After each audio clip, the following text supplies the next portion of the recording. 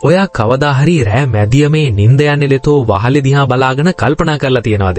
මම එදා ඒ තීරණය ගත්තනම් අද මගේ ජීවිතේ කොහොම තියෙයිද කියලා. මම එදා ඒ රස්සාව බාරගත්තනම්, මම එදා යාට ආදරෙයි කියලා කිව්වනම්, මම එදා ඒ වැරද්ද නොකර හිටියනම් අද මම කොච්චර සතුටින් ඉඳීවිද කියලා ඔයාට හිතෙනවා ඇති. ඔයාගේ හිත ඇතුලේ ලොකු බරක් තියෙනවා. ඒ බරට අපි කියන්නේ පසුතැවීම කියලා. අපිට ජීවිතේ ඉස්සරහට යන්න ඕනේ වුණත් අපේ මොළය හැමතිස්සෙම අපිව අතීතයට ඇදලා දානවා. අපි හිතින් 1000ක් වාරයක් අර පරණ සිදුවීම වෙනස් කර කර බලනවා.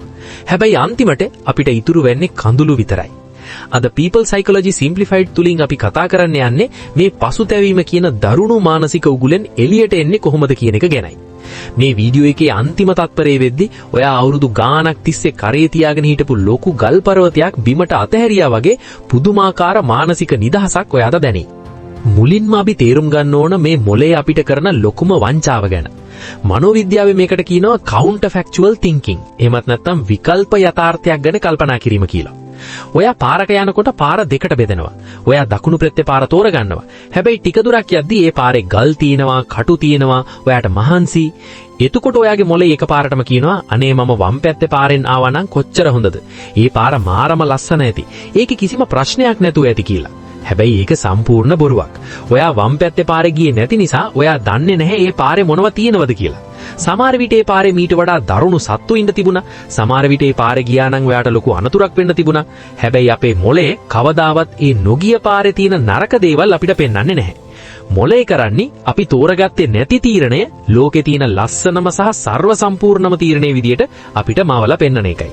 ඒ මවාගත්ත බොරු ලෝකෙට රැවටිලා තමයි අපි මේ අඬන්නේ. ඔයා හිතනවා ඇති ඔයා එදාගත්ත තීරණේ මෝඩයි කියලා. ඔයා අද ඉඳගෙන ඔයාගේ අතීතයට බනිනවා.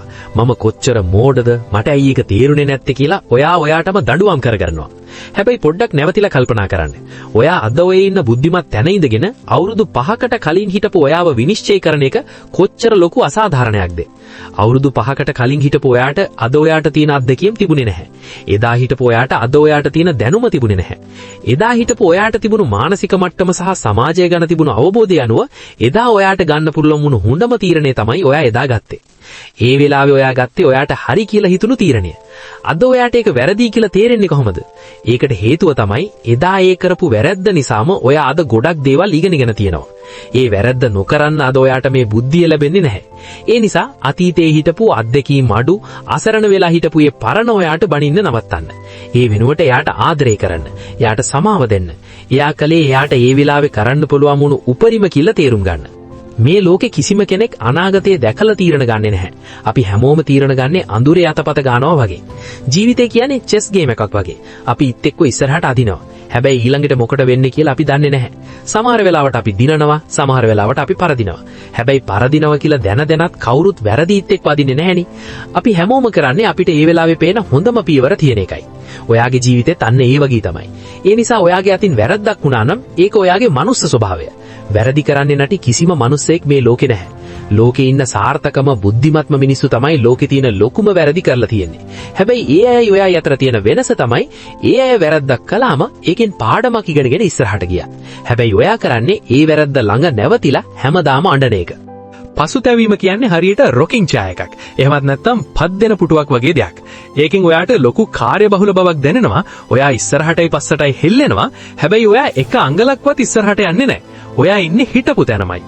ඔයා අතීතය ගැන හිතා වද වෙන හැම තත්පරයක්ම ඔයාගේ අනාගතය ගොඩනගන්න තියෙන වටිනා කාලය විනාශ කිරීමක්. මනෝවිද්‍යාවේ මේකට කියනවා sunk cost fallacy. එහෙමත් නැත්නම් ගිලුණු පිරිවැය පිරිබඩු මායාව කියලා. ඔයා චිත්‍රපටයක් බලන්න ටිකට් එකක් අරන් සිනමා ශාලාවට යනවා. විනාඩි 20ක් යද්දී ඔයාට තේරෙනවා මේ චිත්‍රපටියේ කිසිම වැඩක් නැහැ, හරිම කම්මැලි කියලා.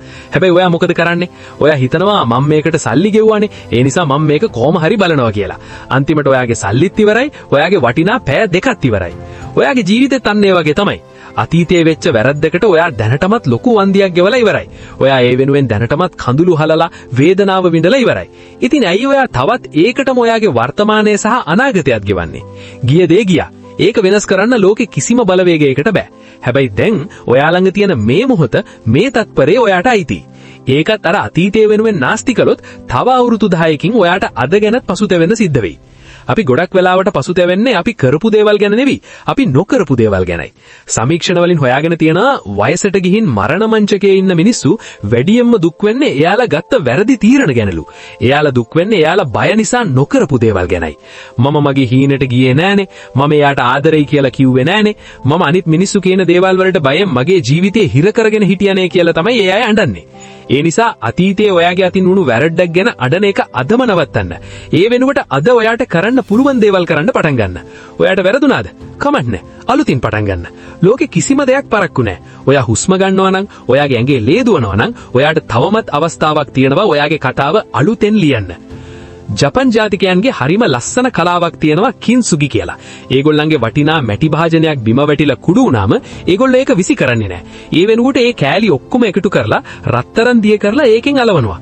එතකොට අර කලින් තිබුණු සාමාන්‍ය භාජනයට වඩා මේ රත්තරන් වලින් පැලුණු තැන් අලවපු භාජනය මාරම ලස්සනයි. ඒ වගේම ගොඩක් වටිනවා. ඔයාගේ ජීවිතෙත් අන්න ඒ වගේ තමයි.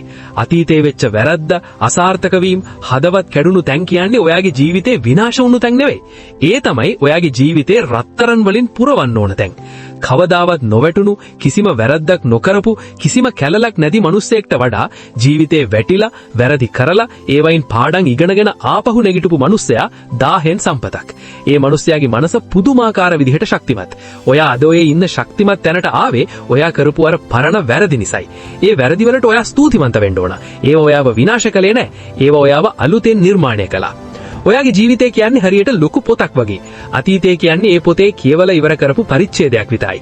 ඔයා හැමදාම මේ පරණ පිටුව පෙරලා ඒකේ තියෙන වැරදි අකුරු දිහා බලාගෙන අඬනවා නම් ඔයාට කවදාවත් ඊළඟ පිටුවට යන්න බැරි වෙනවා. ඊළඟ පිටුවේ තියෙන මොකද්ද කියලා ඔයාට කවදාවත් දැනගන්න බැරි වෙනවා. අතීතයේ වෙච්ච දෙයට තිත තියන්න. ඒ පිටුව පෙරලන්න. අද ඔයා ඉස්සරහෙන් තියෙන්නේ සම්පූර්ණයෙන්ම හිස් අලුත් පිටුවක්. ඒ පිටුවේ ලස්සන කතාවක් ලියන්න පෑන තියෙන්නේ ඔයාගේ අතේ. අපි අතීතයට යන්න ඕන එකම එක හේතුවක් වෙනුවෙන් විතරයි. ඒ තමයි පාඩමක් ඉගෙන යන්න. අතීතය කියන්නේ ඉස්කෝලයක් මිසක් ඔයාට ජීවත් වෙන්න තියෙන ගෙදරක් නෙවෙයි. පාඩම ඉගෙන ගත්තට පස්සේ එතනින් එළියට එන්න. ඔයා අද ඉඳන් එක පොරොන්දුවක් ඔයාටම දෙන්න. මම මගේ අතීතය දිහා ආපහු හැරලා බලන්නේ ඒකින් ඉගෙන ගන්න තියෙන දේ ගන්න විතරයි. ඒක දිහා බලලා අඬන්න මම මගේ වර්තමානයෙන් තප්පරයක්වත් නාස්ති කරන්නේ නැහැ කියලා. ඔයාගේ හිතේ තියෙන ඒ ලොකු බර අද රැට මේ අහසට මුදා හරින්න. ඒ වැරදි වලට සමාව දෙන්න. ඔයාට ඔයාම සමාව දෙන්න. ඔයා නරක මිනිස්සෙක් නෙවෙයි. ඔයාට වැරදුනා විතරයි. වැරදීම කියන්නේ මනුස්සකමේ ලක්ෂණයක්. මේ නිල් පාට තරු පිරුණු අහසයට අද රෑ ඔයා නිදා ගන්න කලින් ගැඹුරු හුස්මක් ගන්න. ඔයාගේ පපුවට අත තියාගන්න. ඒ ගැහෙන හදවතට ඇහුම්කන් දෙන්න. ඔයා තාමත් ජීවත් වෙනවා. ඔයාගේ කතාව තාම ඉවර නෑ. අතීතයේ දොර සම්පූර්ණයෙන්ම වහලා දාන්න. එතකොට තමයි අනාගතේ ලස්සන දොරවල් ඔයා වෙනුවෙන් ඇරෙන්නේ. ඔයාට පුරුවන් මේක කරන්න.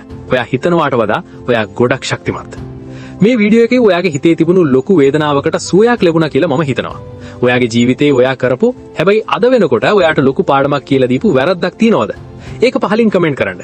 ඔයාගේ කතාව මේ වීඩියෝ එක බලන තව කෙනෙක්ගේ හිත හදාගන්න ලොකු උදව්වක් වෙයි. ජීවිතේ දියුණු කරගන්න, මනස සුවපත් කරගන්න මේ වගේ තවත් වීඩියෝ බලන්න අපේ People Psychology Simplified channel එක subscribe කරන්න. මම ඔබේ සහායකයා. ඊළඟ වීඩියෝ එකෙන් නැවත හමු වෙමු. එතකන් ඔයාගේ අතීතයට සමාව දීලා අද දවසේ සතුටින් ජීවත් වෙන්න. සුබ දවසක්.